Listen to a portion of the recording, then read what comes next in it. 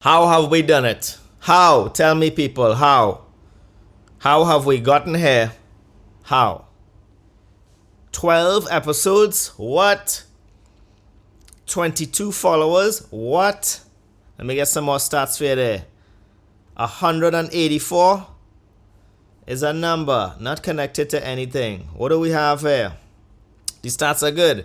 256 all-time plays. Now, that is over 12 episodes.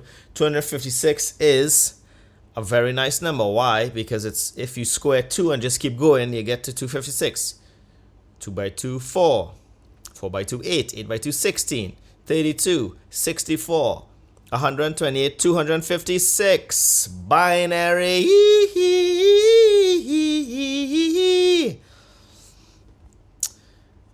It has come to my attention that everybody who listens to this podcast is a fucking lion. Trodden on the valley and they trodden on the hills. That was every song I listened to in the 90s. When you went into the dance, we tell you we just see the one kick the sun here. And so hardcore dub in the 90s. And then the DJ would kind of mix that in.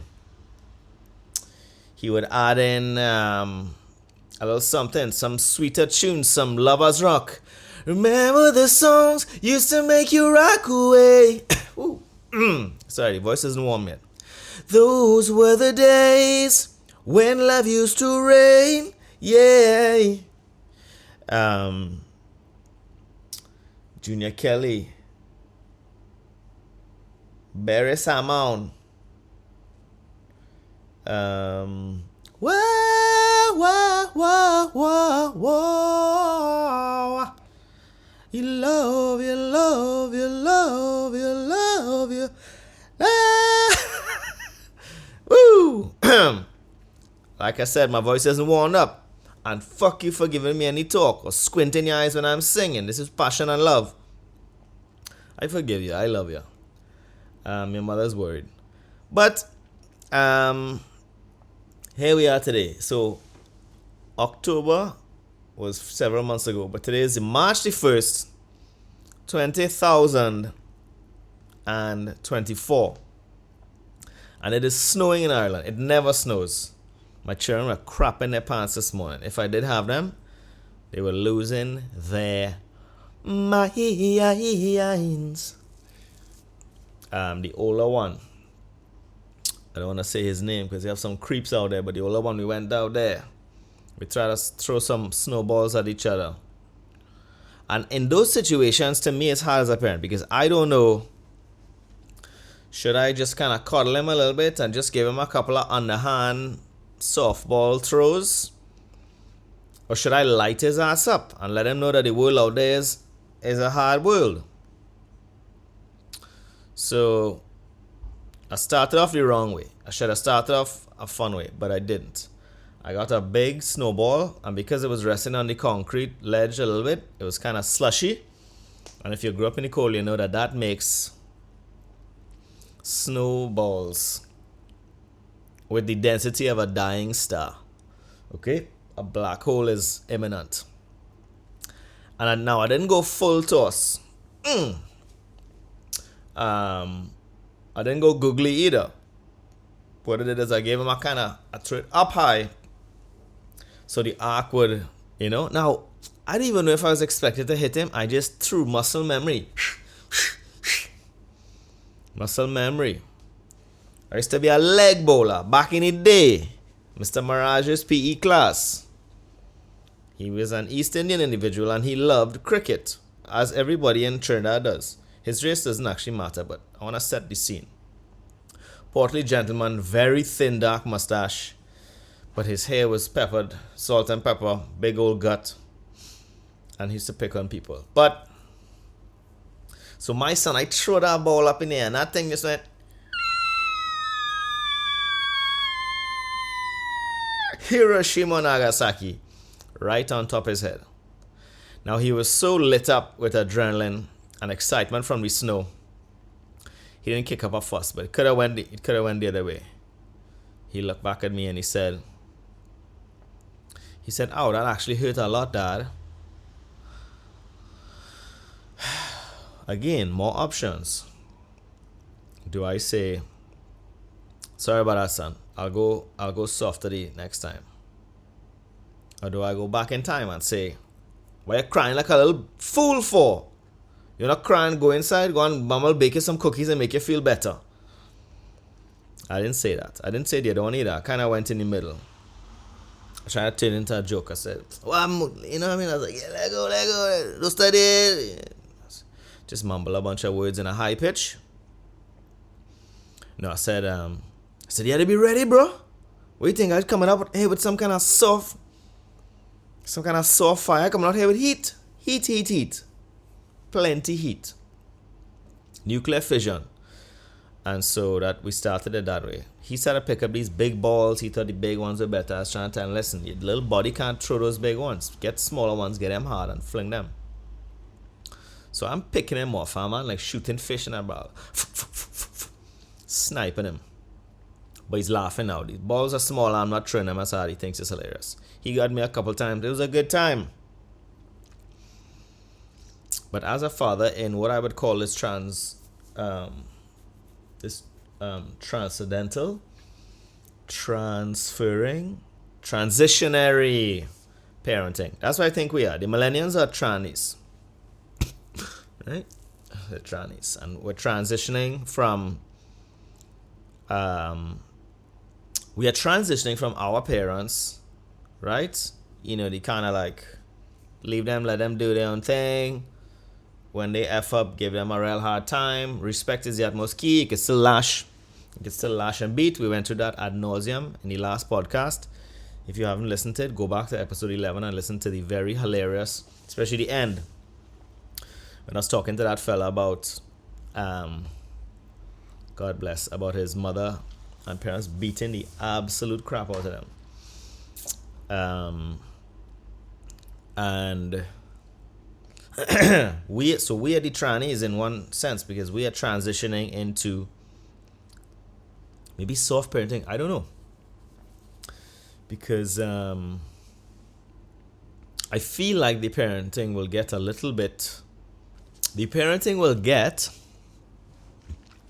what will it get? Because in some ways I look at my son and I think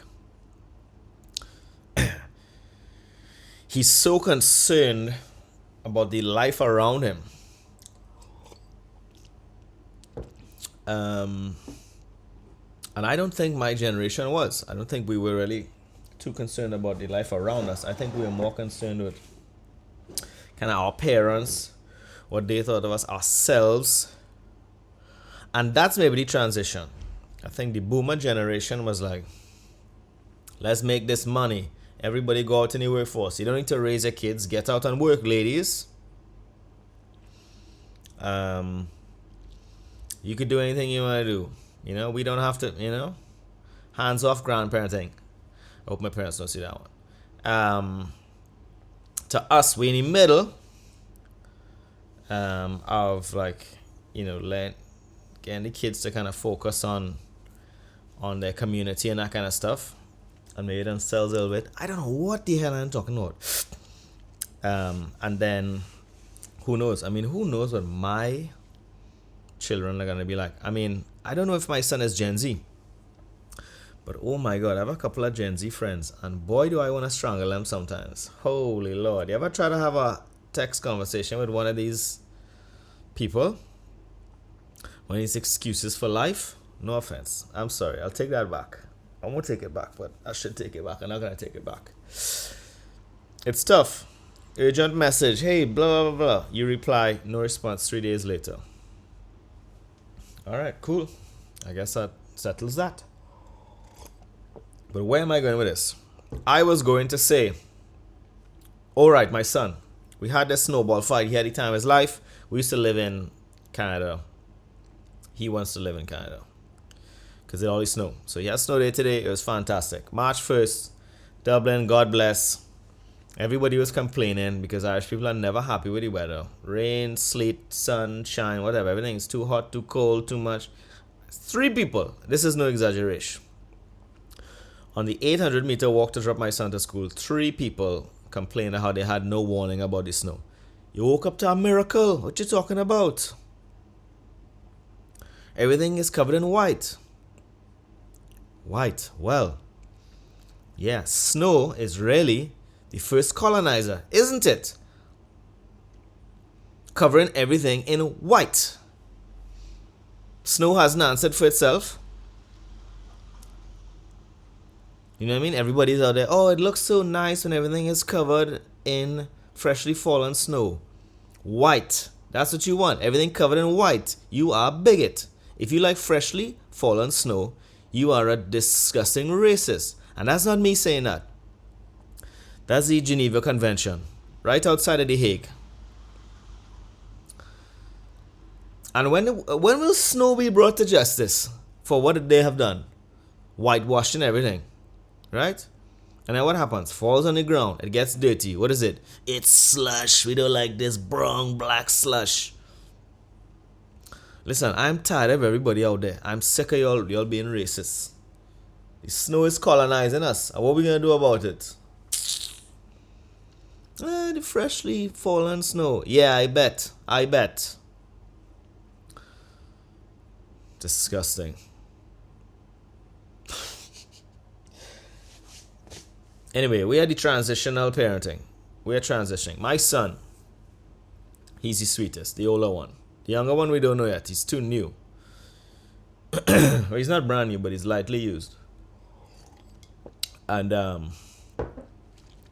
so my older son, he came the other night. He came to say goodbye. He's not super affectionate. He doesn't really like holding hands too much or cuddling or anything like that. But the other night, he came up to me to say goodnight. And he held my face. And he looked me in my eyes. And he said, Daddy, I love you so much. And he gave me a big kiss on my lips. And my immediate thought was, that's a little gay for me. That's a little gay for me. That was my immediate thought. And then half a second later, you realize, holy cow, I just got wrapped in this enormous amount of love from this beautiful creature that I helped create. Women like to take all the credit, but your wombs are basically a factory in China, and our sperm is the Apple Corporation that tells you what to do. They don't know what they're doing down there. They don't know. They're getting rid of eggs every month, wasting production, and then the jizz has to go in there and say, yo, put that on there. No, that skin too dark. You can't say, oh, going on there, watch your mother have freckles. Come out of there. What you doing there? Make his prick bigger.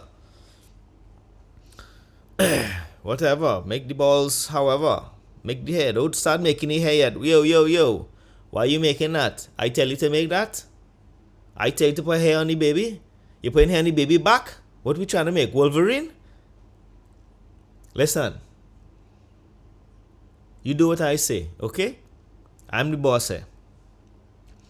So that's what happens is the semen goes inside there and tells the kind of mother what to do, and the mother kind of figures it out and flails, and they don't know what to do. They only have 9 months. They're complaining. They have a nervous breakdown. But outside, serenity. A woman in her last trimester is incredible. My wife was like, I thought she was dipping into some China white or some Afghani black or some kind of heroin. She was just level. But anyway, so my son kissed me in the mouth and told me those wonderful things. And because I grew up in one of the most homophobic places on the planet, that's what I thought. My immediate thing was just like, boy, this is real gay. And then afterwards I let my guard down. You know what I mean? The homophobia that surrounded me when I was younger settled. And then this wash of love. And I said, man, I can't wait to try this on my father. He would lose his mind. I'm going home to Trinidad in a couple of weeks. And as I see him in the airport, I'll just grab his face and I'll say, Dad, I love you so much. A big kiss on the lips. I guarantee he'll go, oh, God, what the hell? What's wrong with you, man? Guaranteed. But my son's generation is very sweet. They hold hands, right? Again, stuff that if you did, oh my lord. If you roll up to school with your brethren, holding hand, interlocking fingers, I mean, that is it. Your whole social career is ended. Forget it. Forget it. It's not going any further. It's not going any further. And unfortunately, that happened to a couple of people. Oh, the nicknames in Trinidad. Oh, good. We had this one fellow, rest in peace, boy. Actually, he's still alive. But he had a little poo-poo accident, and then that was it. His name was Poo-Poo Pants. Or Tutu. In Trinidad, Tutu means poo-poo. And, boy, the man was just, his name was Tutu Pants. And no, actually, a year into high school, we learned in Spanish class that Tutu Pants, the direct translation, was dos pantalones. So they call them dos pantalones, or dos, or doo-doos for short, for like 3 years. And then finally he tripped out, as he should have. You know, you're 15 years old, people calling you Tutu Pants, or dos pantalones, or dos, or panty, or doo-doos. And he beat a man to within an inch of his life, and then that was that. We just call him by his real name. I don't want to shout him out. We call him Kenneth, but that was it. Nobody dare call him anything but Kenneth from that point on. And sometimes that's what you got to do to break out of that mold, boy. If you don't nip it in the bud. And I had so many nicknames when I was younger and older. And I don't know if any of them bothered me. Some of them were just annoying, maybe, and not very clever. But that's the way it goes sometimes when you're younger. I had a dream that I went back and saw my younger self, 21-year-old Eamon. He tried to start me one time. He said, "What happened to us?" I said, "Nothing happened to you. Life happened to me. You still run around here trying to have intercourse with everything in your path. I here trying to hold on a life. What you mean? We're successful. You have a podcast in the future. 23 people have subscribed on Spotify. 12 episodes in. Some might say, brilliant. You have 2 kids. You have a wife. And it's pretty sweet. But you ain't looking like you're working out. Don't study who working out, bro. You wanna go right now? One time I tell my 21-year-old self, I say it might be stronger. Because I was boxing then, I was lifting weights, I was jacked, bro. Jacked. But I have life, wisdom. And I did a slight bit of grappling, but remember, jiu-jitsu isn't cool 18 years ago, whatever it is. So he wouldn't know. He see me coming in close. Young Eamon think he going, bob and weave and light me up. Now, he's probably much faster, but I'll just say, listen, let's put all this aside. This is what I would do. I say, young Eamon, I say, look, let's put all this aside. He say, nah, you going to bust your head. I say, listen.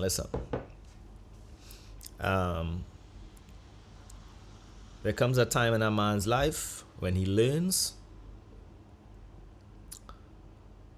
that fighting is not the answer. And I go in close and I hug him. And I just started to hug him tighter and tighter. And then I just slip into the rear naked chokehold. And I say, but that time isn't right now, bitch. And I just choke my younger self out. And he don't know what to do. You see, he's all piss and vinegar. He thinks punching and lashing is the way by choking him out. And as he's going on, I say something real sinister in his ear, like, see you soon. See you soon.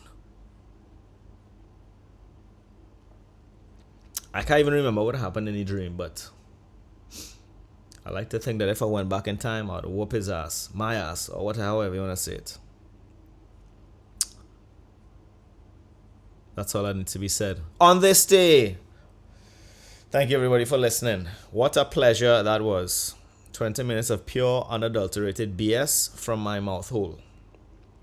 If you could share, like, and subscribe, all that stuff matters not to me, but to the algorithms. Okay? Peace and love, and know that I love you. I really do love you all my life. I prayed for someone like you. I can't lie now that I finally found you.